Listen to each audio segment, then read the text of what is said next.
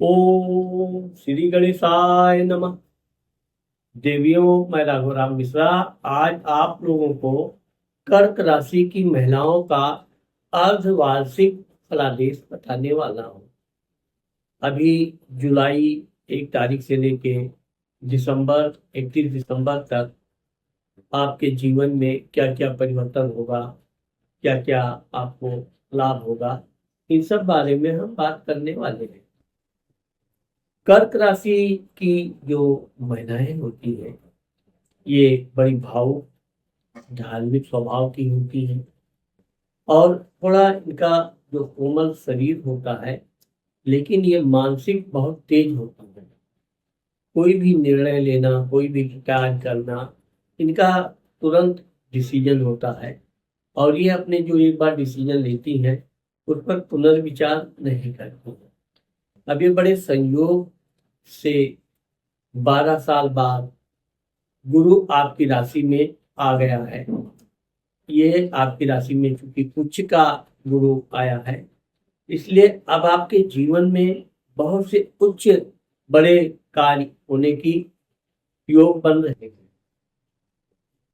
सबसे पहले तो कर्क राशि की उन महिलाओं, लड़कियों के लिए जो नौकरी आदि के लिए प्रयासरत हैं, किसी काम के लिए, तो यह आपके लिए बड़ा अच्छा समय रहेगा, क्योंकि आपके राशि पर गुरु बैठा हुआ है।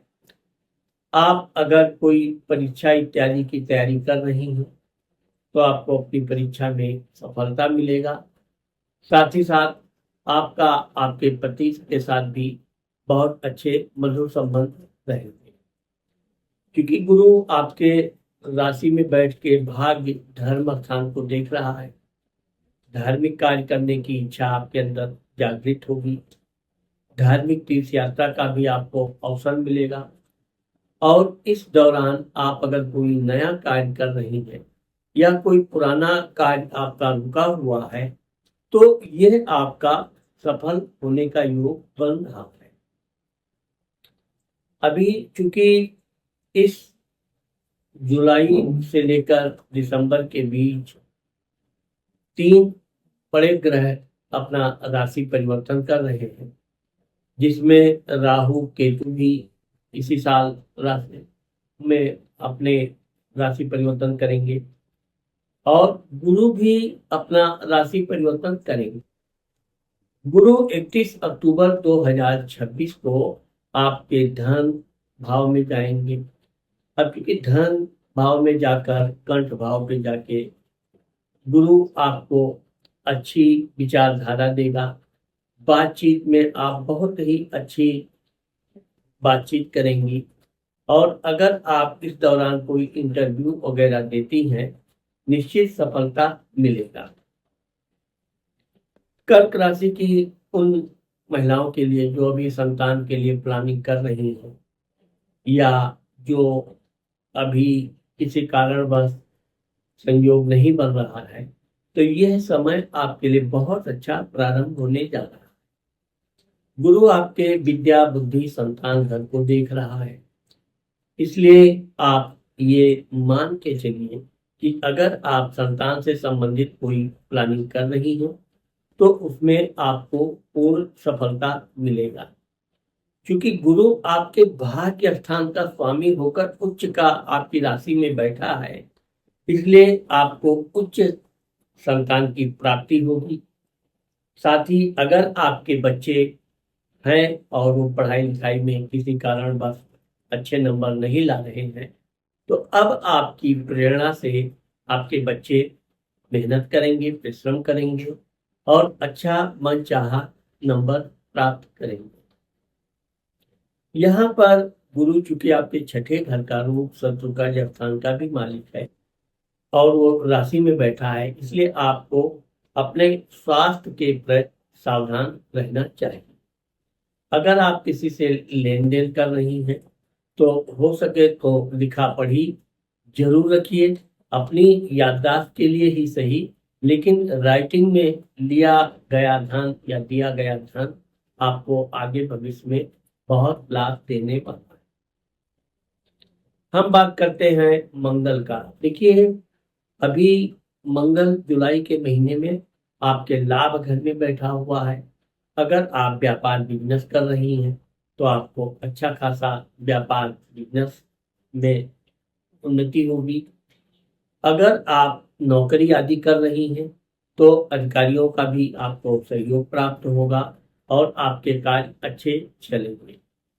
2 अगस्त 2026 को मंगल आपके 12वें यानी खर्च विदेश यात्रा के घर में चला जाएगा। अब किसी कार्यवश आपको लंबी यात्रा करने का अवसर मिल सकता है।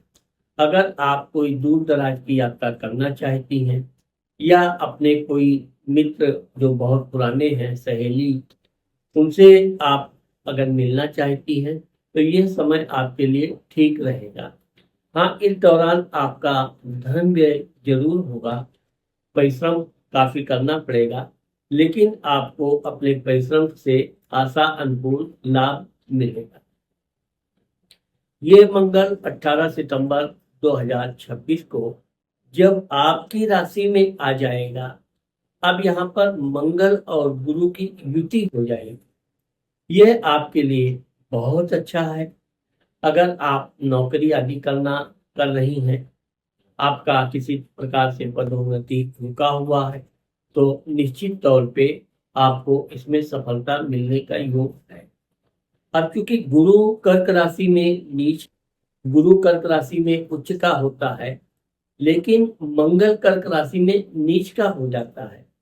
लेकिन उच्च गुरु के साथ होने से आपको अपने काम में सफलता मिलेगी।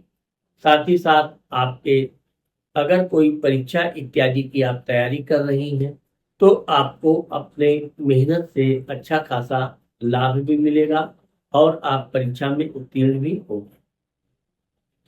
यहाँ पर हम आपको बताना चाहते हैं कि गुरु 31 अक्टूबर 2026 को जब आपके धन भाव में जाएगा तो आपको भाग्य से धन की प्राप्ति होगी। परिवार में किसी नए सदस्य के आगमन का योग बनेगा और परिवार के सभी लोग मिलकर कोई धार्मिक कार्य करने का आयोजन करेंगे, जिसमें आपकी भागीदारी बहुत अनिवार्य होगी। यहाँ पर हम आपको बताना चाहते हैं कि चूंकि गुरु आपके छठे घर का रोग शत्रु का भी स्वामी है, परिवार के लोगों के साथ आपके अच्छे सामंजस्य रहेंगे। यदि कोई परिवार का व्यक्ति आपको परेशान करने की कोशिश करेगा तो उसे सफलता नहीं मिलेगी, उल्टे वो खुद ही हताश निराश होगा। यहाँ पर हम आपको एक विशेष बात ये बताना चाहते हैं कि राहु 6 दिसंबर 2026 को मकर राशि में आ जाएगा और केतु 6 दिसंबर 2026 को कर्क राशि में आ जाएगा।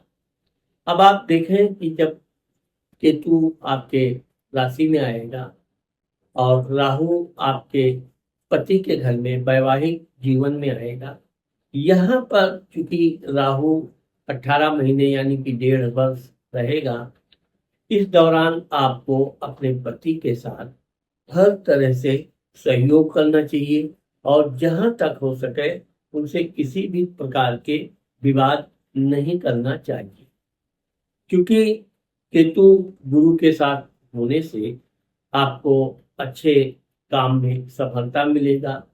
कोई रुका हुआ धन भी आपको अचानक मिल सकता है। लेकिन राहु जो आपके वैवाहिक जीवन में आएगा, व्यापार के घर में आएगा, यहाँ पर आपको लेन देन में सावधानी बरतनी चाहिए। किसी को अधिक कर्ज नहीं देना चाहिए। व्यापार बिजनेस में विशेष सावधानी रखनी चाहिए।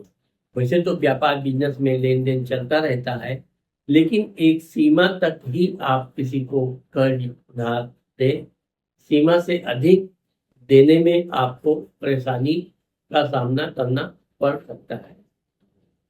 कर्क राशि की महिलाओं के लिए ये समय बड़ा अच्छा रहेगा। अगर आप गाय को रोटी गुड़ के साथ या वैसे ही रोटी खिलाती हैं प्रतिदिन खिलाती हैं तो आपका काम और जल्दी जल्दी बनेगा। अगर आप प्रतिदिन ना खिला सके तो गुरुवार के दिन अवश्य आपको गाय को रोटी और गुड़ या कोई भी मीठा पदार्थ रोटी के साथ खिलाना चाहिए। साथ ही गुरुवार के दिन अगर आप केले के पेड़ पर हल्दी, चंदन, कुमकुम का तिलक करते हुए जल अर्पित करेंगी तो इससे भी आपका भाग्य और तेजी से खुलेगा। इससे आपके बच्चों का भी भाग्य अच्छा रहेगा और आने वाले आपके जो भी कार्य हैं उसमें भी आपको जल्दी जल्दी सफलता प्राप्त होती रहेगी। तो देवियों, आज मैंने आप लोगों को जो आने वाला अर्धवार्षिक विषय में जो बताया है, मुझे आशा है कि आप लोगों को मेरा ये वीडियो जरूर पसंद आएगा। अगर मेरा ये वीडियो आपको पसंद आता है और आपने मेरे चैनल को अभी तक सब्सक्राइब नहीं किया है तो अभी सब्सक्राइब करना, लाइक करना और अपनी सहेलियों को, मित्रों को शेयर करना मत भूलिए। नमस्कार।